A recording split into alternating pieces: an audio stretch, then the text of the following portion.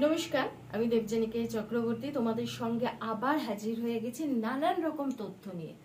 প্রথমে আসছি যে আমাদের জীবনে কিন্তু প্রচুর বাধা নানান রকম ভাবে শত্রুগত সমস্যা আসছে, বা হয়তো দেখা যাচ্ছে আপনার ছেলে চাকরি পাচ্ছে না কিন্তু চাকরিটা খুব দরকার, বা মেয়ের হয়তো বিয়ে হচ্ছে না, পাত্রপক্ষ আসছে, দেখছে, পছন্দ করছে, বলছে আপনাদের মেয়ে পছন্দ আমার, বাড়ি গিয়ে জানিয়ে দেবো, কিন্তু বাড়ি গিয়ে দেখা যাচ্ছে অন্য কিছু বলে কাটিয়ে দিচ্ছে। তো এইরকম নানান রকম সমস্যা।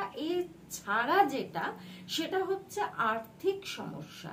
আর্থিক সমস্যা মানে হচ্ছে আমার কিছুতেই ব্যবসার জায়গা থেকে ফলটা আমি ঠিক পাচ্ছি না, যে টাকাটা আসছে তার থেকে বেশি খরচা হয়ে যাচ্ছে আপনার।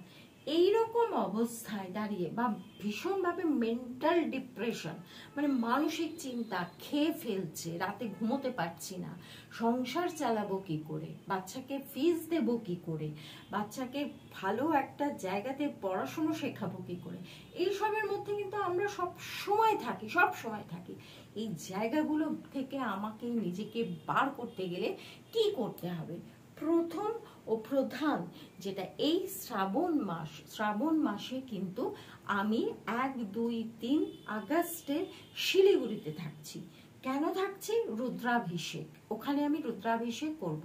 তো যে সকল দর্শকগণ আমার শিলিগুড়িতে আছো, তোমরা আমার সাথে নিচে দেওয়া নাম্বারে যোগাযোগ করতে পারো। কারণ রুদ্রাভিষেক যদি করো তাহলে পরে বুঝতে পারবে যে তোমার এই বাধাগুলো কিন্তু সত্যিই আস্তে আস্তে তোমার থেকে দূরে সরে যাচ্ছে।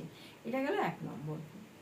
যাদের সত্যি প্রচন্ড রকম সমস্যা, চার্ট দেখতে হবে। দেখো, টোটকা আমি এখানে একটা হয়তো দেব, হয়তো না দেব, কিন্তু চার্ট দেখতে হবে। তোমার জন্মকুণ্ডলিতে এখন কোন দশা, কোন মহাদশা চলছে, সেই দশা এবং মহাদশা অনুযায়ী তোমাকে কাজ করতে হবে।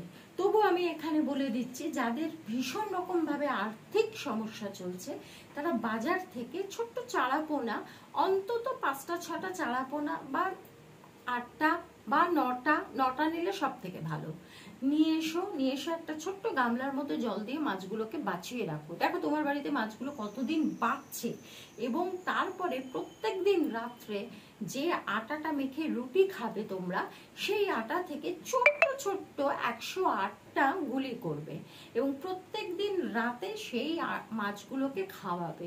দেখো তোমার আর্থিক জায়গাটা কিন্তু অনেকখানি আগের থেকে স্টেবল হয়েছে, মানে ব্লকেজটা আস্তে আস্তে খুলছে। এই জিনিসটা করো। কিন্তু বারবার আমি বলছি, যেটা জন্ম ছক কিন্তু দেখতে হবে। আরেকটা জিনিস বলছি, ঠিক অ্যাস্ট্রোলজারের কাছে যাও, শিক্ষিত অ্যাস্ট্রোলজারের কাছে যাও, যে বইয়ের প্রথম পাতা এবং শেষ পাতা পড়ে অ্যাস্ট্রোলজি করছে এরকম ব্যক্তির কাছে যেও না, তাতে তোমাদের পয়সা নষ্ট হবে। যাই হোক, তোমরা ভালো থেকো, সুস্থ থেকো, সাবধানে থেকো। আর যদি ভালো লাগে ভিডিওটা, তাহলে একটু ফলো করে দিও।